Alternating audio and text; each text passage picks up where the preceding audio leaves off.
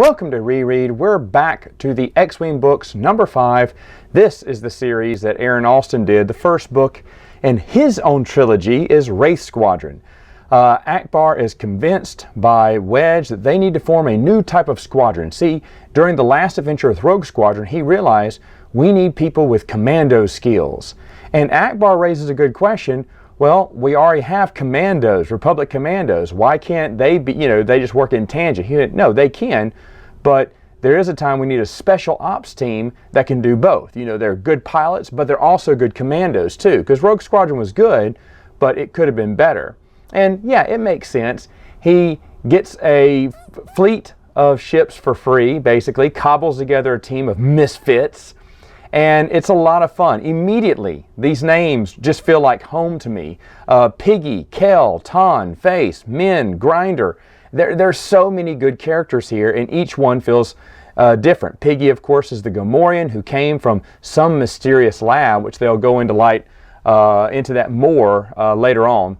But he can speak, and he's intelligent, and he can fly, of course, an X-Wing. Then you got Kel, who the first book, I feel, is based not solely, but Kel is the center of the series. That's really, or the book, I should say. In the series, it shifts to other people, which I found interesting. Like, Kel isn't as prominent a role. Now, I don't know if that's because Aaron Alston said, you know what, this is looking too much like Corn Horn from the other Rogue Squadron series, so let me just dive into the other characters. Or maybe he said, my story with Kel is done. The main story of where I want to push him, and I don't feel like writing him anymore. Or maybe the other characters were more interesting. I don't know. That's one question I've always wanted to ask him, and of course never will be able to. Min Donos is the sole survivor of Talon Squadron, and he is obsessed with his, I think the R2 unit's called Whistler being alive, because that's the last, Talon Squadron member alive, or that survived with him, and he has a lot of survivor's guilt. He's kind of racked with pain. He's a sniper, which is why he gets on Wraith Squadron, but he's just a good character too. And then you have Grinder, who's the Bothan, who is making a bunch of pranks. Well, first off, you don't know there's a bunch of pranks. I mean, you don't know who's doing the pranks, and then eventually they find out it's Grinder because they play a prank on him. All the race, when they discover it's him, play a prank on him. Sadly, and I'll go ahead into spoilers all through this, Grinder dies. I knew he died and in the firefight, but he missed, I think it was they're fighting some kind of cruiser or Star Destroyer, and a big beam just shot past him. Whoa, that was close. And then as he did a turn, did a move, and then shifted up, the second beam caught him like a ray of light.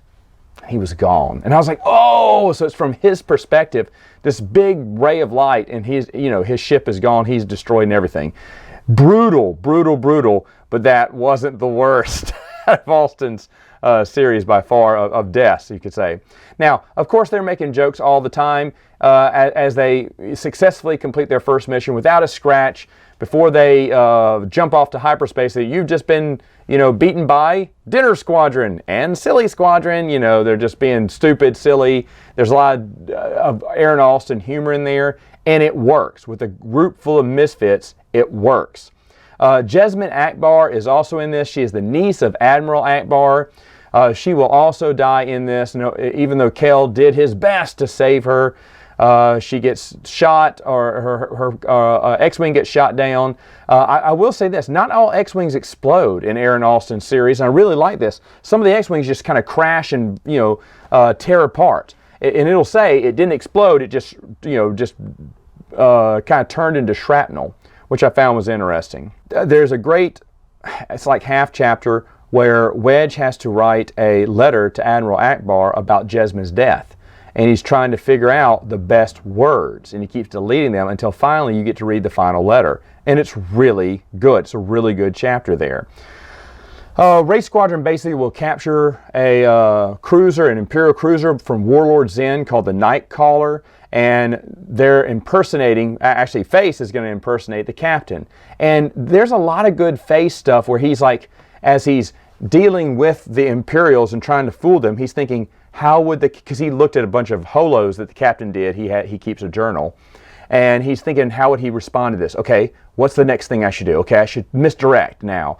It's really good how espionage works, and getting into Face's mind or the mind, the way he works there was really awesome writing there.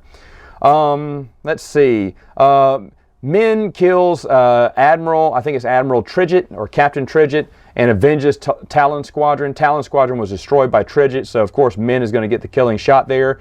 And overall, a few people get together. Of course, Kel finally gets together with Tyria, who's another girl. And at first he says he's in love with her, and she says, "You're not really in love with me." And then later on he realizes, "Oh no, I wasn't then, but I am now." And she's always been in love with him, but she wanted him to make sure. There's a lot of just great scenes in here. A lot of good stuff.